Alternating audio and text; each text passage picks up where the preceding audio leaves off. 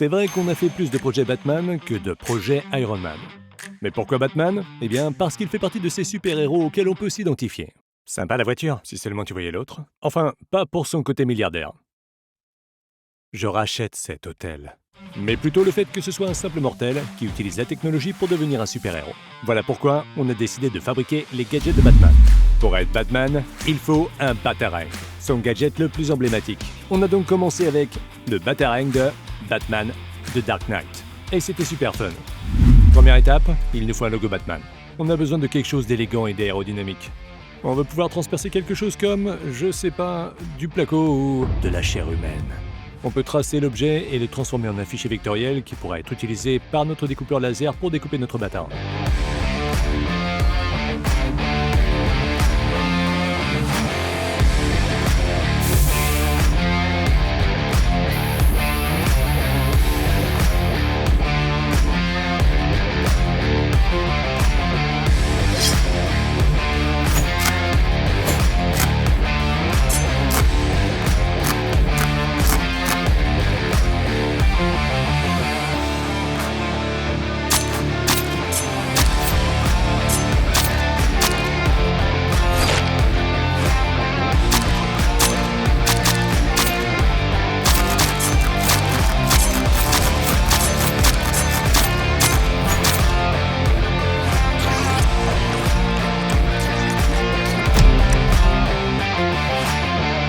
Vous avez envie d'améliorer vos compétences en anglais? Ne cherchez pas plus loin que Cambly. Avec Cambly, vous pouvez vous connecter avec des anglophones natifs du monde entier et pratiquer vos compétences de conversation d'une manière amusante et interactive. Que vous soyez débutant ou ayez un niveau avancé, Cambly vous propose un tuteur pour vous assurer que vous bénéficiez de l'expérience la plus confortable et la plus efficace pendant votre apprentissage. En plus, puisque c'est disponible 24 heures sur 24 et 7 jours sur 7, vous pouvez pratiquer votre anglais à tout moment où que vous soyez. Par ailleurs, Cambly propose une leçon gratuite de 50 minutes et une réduction de 50% sur un abonnement de 12 mois valable pour des leçons privées ou en groupe. Jetez un œil au lien dans la description ci-dessous. Essayez Cambly dès aujourd'hui et boostez vos compétences en anglais.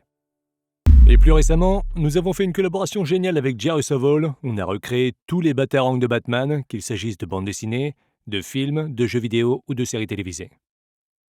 Ah, ça fait beaucoup de Batarangs. 3, 2, 1... Wow, c'était cool! Ah ouais, c'est une sacrée pénétration, environ 1,5 pouce de pénétration. 3, 2, 1, go! Comment t'as fait pour toucher ça? Après les Batarangs, il y a presque 5 ans maintenant, on a commencé à travailler sur l'un des projets les plus fonctionnels de Batman, son crochet de rappel. C'est vraiment cool comment ça marche. C'est en fait un lien à 4 barres qui s'ouvre et on peut le connecter à un tuyau de gaz ou quoi que ce soit d'autre. Et quand vous tirez, il se resserre. Maintenant, on peut descendre en rappel d'un côté du bâtiment. Et quand on relâche la tension, le ressort s'ouvre à nouveau et retombe. Donc l'un des avantages du crochet Blaine, c'est qu'il peut s'accrocher à n'importe quel type de... une tige ou un goujon comme ça. Mais on peut aussi l'utiliser pour planter quelque chose. Laissez-moi vous montrer ce que je veux dire. Donc, en raison de sa conception, j'ai fait en sorte qu'il soit plus pointu ici et là, ce qui signifie qu'il s'accroche à quelque chose. Donc, lorsqu'on tire, il se resserre et il s'enfonce dans le bois. Comme vous pouvez le voir, maintenant il va nulle part et je peux m'y accrocher sans problème. Essayons de le lancer. Mais la question c'est, comment on fait pour s'accrocher à cette corde? Il n'y a pas moyen de s'accrocher à cette corde comme à une corde normale. Tu vas glisser et te brûler ou même te couper les doigts. La première chose qui m'est venue à l'esprit est un gris-gris. Le gris-gris, c'est utilisé en escalade, c'est le dispositif Blaine. Et son principe de fonctionnement, c'est qu'il utilise une série de leviers et de goujons pour plier la corde et augmenter la friction afin qu'elle se bloque en place. Ce qui est génial, c'est que sans ces goujons, on peut faire varier la friction très facilement. En effet, on décide du nombre de boucles qu'on va faire autour des goujons, ce qui peut modifier la zone de frottement. L'autre grand changement de ce modèle est que lorsque la corde passe à travers la partie terminale, elle se pince à l'arrière et à l'autre endroit. Je dois maintenant passer le relais à Yann pour qu'il effectue les premiers tests, car je suis sur le point de revêtir nos grappins d'une peinture en poudre. En noir mat, ils vont être superbes.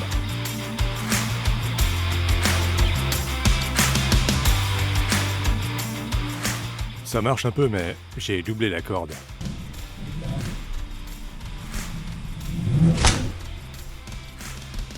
Yann vient de terminer l'usinage de la nouvelle pièce en aluminium pour le levier, car nous allons tester le premier levier en plastique. Il s'est cassé, et nous avons dû le remplacer par cette petite boule, mais ça n'a pas très bien fonctionné. Nous avons donc obtenu cette pièce en aluminium, et voyons voir si ça fait l'affaire.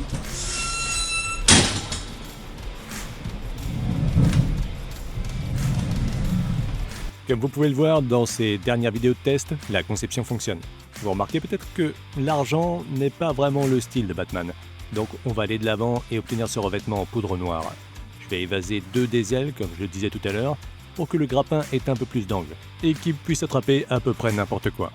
Ce qu'on va faire, c'est le serrer dans l'étau et le plier avec le marteau pour obtenir un angle d'environ 45 degrés.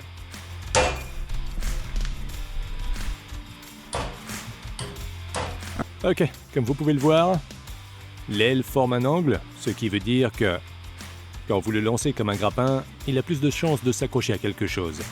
Pour la première étape de la peinture en poudre, on va devoir sabler les pièces. Donc on va utiliser une sableuse ici pour vraiment ébouriffer la surface du métal, pour que la poudre y adhère. Le processus avec la poudre est en fait assez simple. La peinture en poudre est en fait du plastique finement pulvérisé, et ce qui se passe, c'est que le pistolet applique une charge positive à la poudre, puis la petite électrode est attachée à la pièce elle-même. Celle-ci est chargée négativement. Ainsi, lorsque la poudre est pulvérisée sur la pièce, elle y adhère grâce à la charge électrostatique. Assemblons le grappin et nous serons prêts pour le grand test.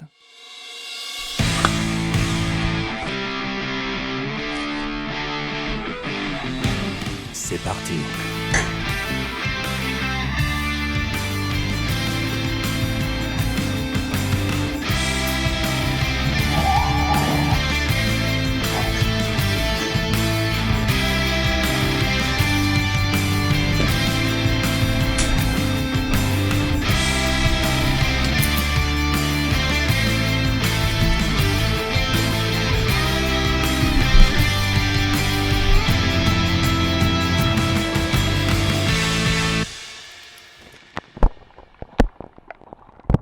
Ça fonctionne très bien pour descendre d'un endroit en hauteur et pour remonter.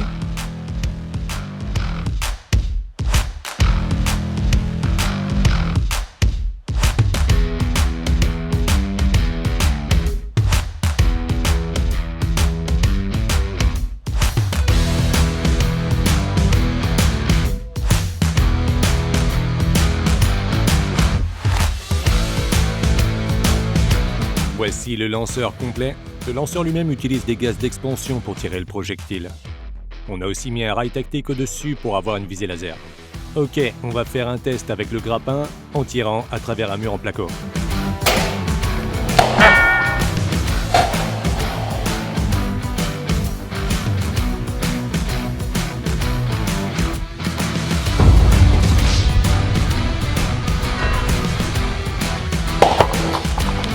Ok, un test de plus à l'intérieur et ensuite on devra l'emmener à l'extérieur pour tester ses limites.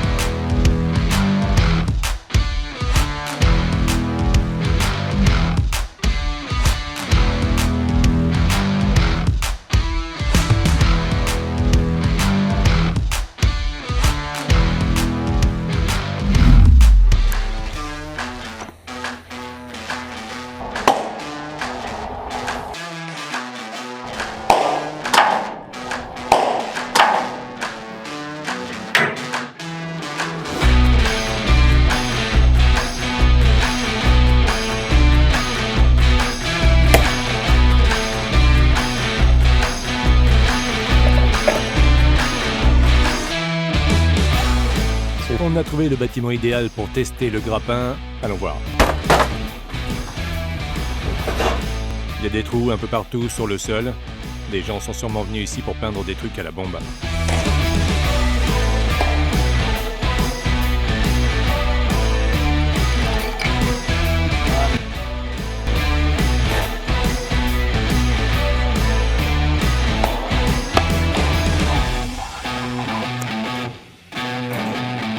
Ok, ça a marché à merveille. J'arrive pas à croire à quel point ce pistolet grappin a fonctionné. On a réussi à atteindre la fenêtre là-bas sous le toit. Maintenant, on ne peut pas grimper juste avec cette corde et c'est pas vraiment le style de Batman non plus. On va devoir construire une sorte de dispositif d'ascension qui puisse nous emmener en haut de la corde. Voici notre prototype d'appareil d'ascension électrique de 8 chevaux qui va nous permettre d'escalader les bâtiments à la vitesse digne de Batman. Pendant ce test, on n'a qu'un seul des deux moteurs à 25% et nous n'avons eu aucun problème pour soulever Yann. Il s'agit de l'un de nos projets les plus complexes et on a presque dû tout créer à partir de rien. En fait, si on devait sous-traiter toutes les pièces qu'on devait fabriquer, ça nous coûterait probablement plusieurs milliers de dollars. Mais heureusement, nous avons une machine PCNC 440 milli qui nous permet de fabriquer presque tout. Pour ce dispositif d'ascension, nous utilisons en fait deux moteurs TC100 balais de chez Hobby King d'une puissance de 2,5 kW chacun. Ça représente environ 3,5 chevaux par moteur, ce qui signifie que la puissance totale de l'appareil est d'environ 8 chevaux. Ce qui est fou parce que pensez à la taille d'un moteur à essence de 8 chevaux, comparé à la petite taille de ceux-ci. Donc les deux moteurs tournent en parallèle et il y a une courroie de distribution pour s'assurer qu'ils ne sont pas décalés l'un par rapport à l'autre. Ils sont tous les deux entraînés par deux moteurs gris marine qui fonctionnent en marche avant et en marche arrière, car nous voulons pouvoir monter et descendre avec ce système. Le mécanisme réel est caché ici, et comme vous l'avez vu quand on l'a construit, il s'agit en fait de deux ensembles d'engrenages à vis sans fin avec des engrenages droits attachés. La raison pour laquelle notre engrenage à vis sans fin est très utile pour cette application, il ne peut pas être rétro-entraîné. Ça signifie que si la puissance du moteur s'éteint, la corde ne glissera pas parce que vous pouvez littéralement pas faire tourner un engrenage à vis sans fin en utilisant un engrenage droit, comme vous pouvez le voir dans l'animation. Et vous pouvez voir que ça recrache la corde de l'autre côté. Maintenant, si on fait l'inverse, comme vous pouvez le voir, la corde repart dans l'autre sens. Faisons un test rapide en tirant sur le bar.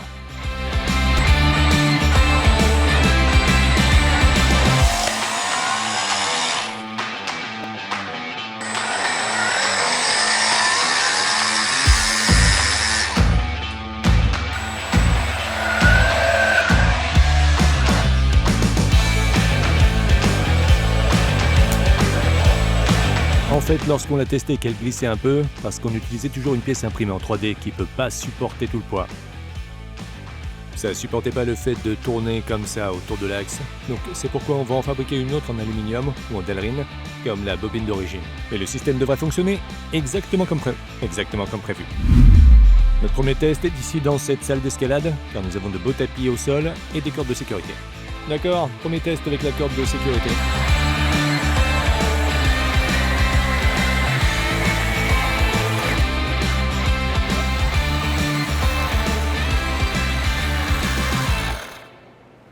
Pas mal.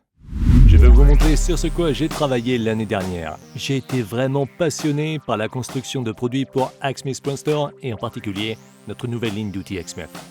Ça m'a donné la chance de prendre le temps de concevoir des produits d'une qualité exceptionnelle. Et je suis très enthousiaste à propos de notre nouveau mini-sabre Gen 2.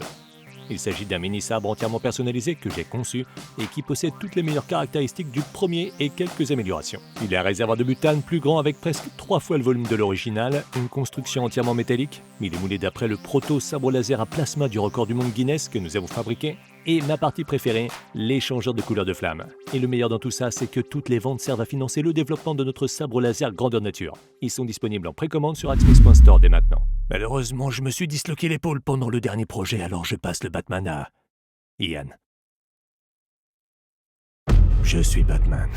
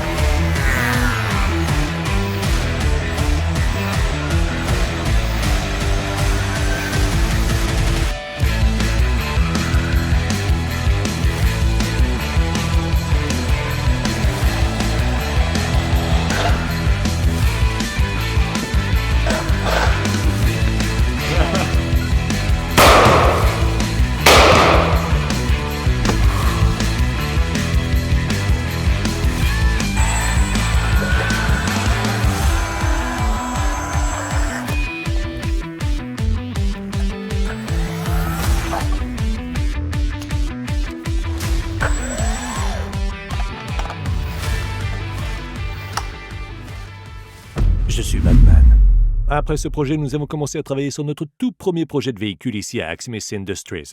Et c'était notre Batman Baja. En fait, nous essayons de fabriquer un mini-véhicule de Batman. Et c'était en fait notre premier partenariat avec Accelerate System Incorporated. Quoi qu'il en soit, le Batman Baja était très amusant, il était super rapide, assez puissant, et nous avons ajouté un tas de gadgets sympas. Lorsqu'on l'a acheté, il était en mauvais état, tous les boulons étaient desserrés et la plupart des pièces étaient dans des boîtes, alors on a commencé à le remonter.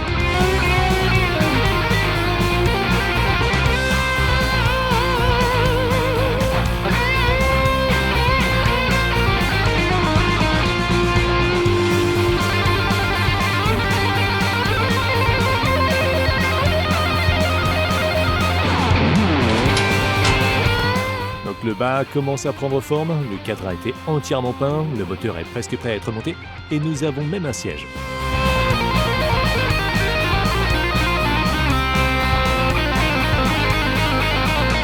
Les équipes ont travaillé dur et le Baja est presque prêt pour son premier essai sur la route. On peut l'allumer à l'aide de cet interrupteur et allumer le petit compteur de vitesse et l'ordinateur principal.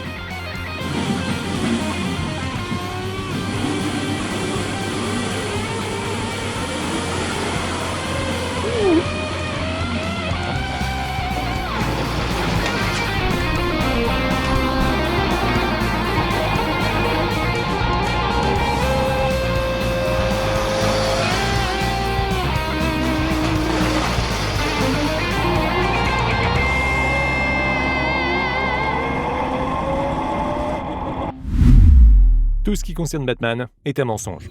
Et non, je parle pas de la façon dont un garçon riche, moyen, sans super pouvoir réussit à tenir une zone dans une ligne de justice pleine de super-héros. Je parle du Bat-Signal. Le fameux projecteur géant que le commissaire Gordon utilise pour convoquer Batman. Et il se passe quoi si on a besoin de Batman pendant la journée? Pourquoi est-ce un mensonge? Bah, ça ne fonctionnerait vraiment jamais, du moins pas de la manière dont ça a été présenté jusqu'à présent. Ce n'est tout simplement pas comme ça que les projecteurs fonctionnent en réalité. Mais c'est le but de Make It Real, nous prenons ces idées folles des bandes dessinées et nous les rendons réelles. Alors voyons comment nous pouvons faire un vrai Bat-Signal. D'abord, il nous faut une nuageuse pour projeter l'image sur quelque chose. Imaginez que vous êtes au cinéma, en train de regarder votre film préféré, mais il n'y a pas d'écran. Pourriez-vous distinguer l'image à travers ces rayons de lumière projetés dans le ciel? Non, je ne le pensais pas. La deuxième raison pour laquelle notre projecteur ne fonctionne pas, parce que la lumière est très compliquée. Différentes sources de lumière se comportent de manière différente. Regardez ici l'ampoule. Elle émet de la lumière dans toutes les directions.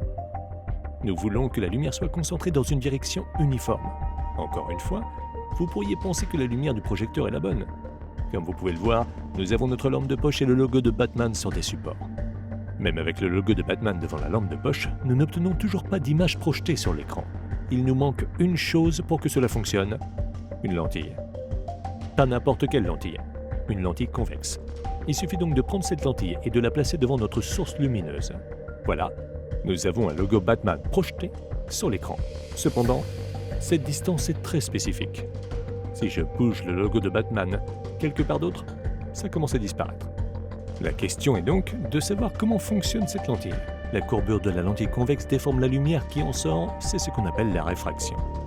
Cette lumière se courbe différemment selon la distance qui nous sépare du centre de la lentille, elle se courbe à peine au milieu et de façon plus importante sur les bords. Toute cette lumière réfractée converge en un point de l'autre côté de la lentille. C'est ce que nous appelons le point focal. Si nous regardons notre installation, nous pouvons voir ce phénomène en temps réel. Si je prends ma main et que je la place directement dans ce point focal, je peux faire disparaître complètement le Bat-Signal. Même si nous prenons le logo de Batman et que nous le plaçons directement sur l'objectif, comme dans les films, on n'obtient toujours pas d'image projetée sur l'écran. Si nous plaçons quelque chose au point focal mais de l'autre côté de la lentille, avec une source lumineuse derrière, nous devrions obtenir une image projetée sur l'écran. Avec la source de lumière derrière, on devrait pouvoir projeter le Bat-Signal dans le ciel. Pour mettre ça en perspective, ça va être plus lumineux que la lampe de poche la plus brillante du monde. C'est tellement lumineux, waouh! Oh, encore une chose, notre logo Batman est à l'envers. C'est dû à la façon dont les lentilles convexes retournent les images. J'ai une solution simple pour cela. Parfait. Il sera composé de 4 parties différentes. Le barillet qui contiendra tous nos symboles, toutes nos lentilles, ce genre de choses. La deuxième partie sera notre base. Il y aura des bras pour qu'il puisse pivoter vers le haut et vers le bas. La deuxième partie sera la partie électronique que nous avons en dessous et qui contiendra tous les pilotes de LED que nous avons. Enfin, les vraies vedettes du spectacle seront les blocs de LED.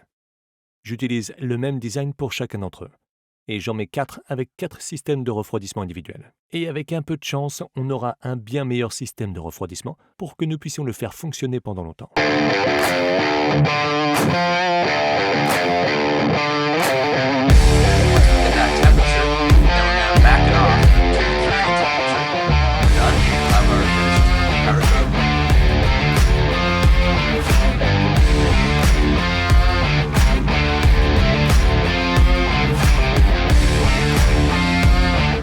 Trois, 2, 1, go!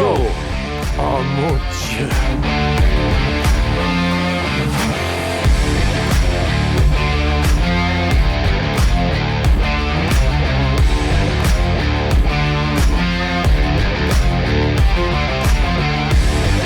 Une des caractéristiques les plus emblématiques du nouveau Bat Signal est le design plus cool de la grille qu'ils ont.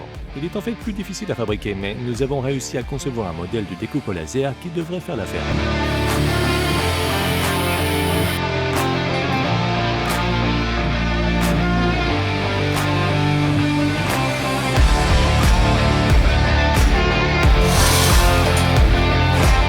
Waouh, c'est super cool. Wouh! Ouais, il y a un truc qui manque. La chose dont il n'a pas vraiment besoin.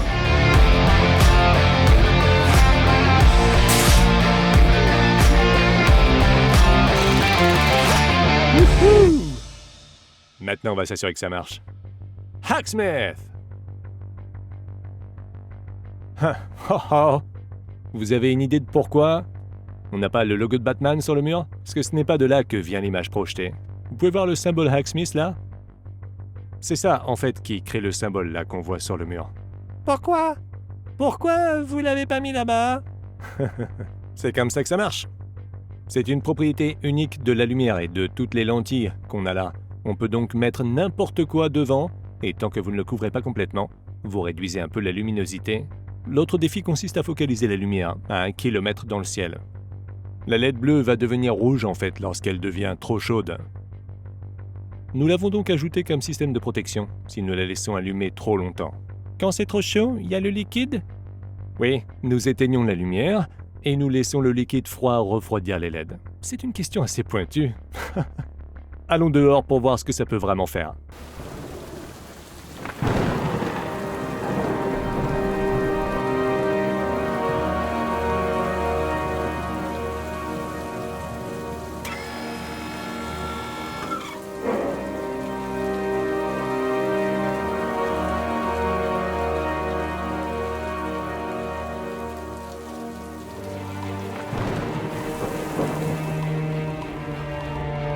Ah! On le voit! On le voit! Et on peut le déplacer de haut en bas! Batman! Yeah! Nous confirmons que ça marche, ce qui est vraiment génial. Grand succès! C'est un grand succès. Donc maintenant on va les terroriser, faire briller cette chose dehors. Oui, on partage le Bat-Signal avec le monde entier. C'est mieux! Ouais, regardez ça! Batman! Est-ce que c'est trop lumineux?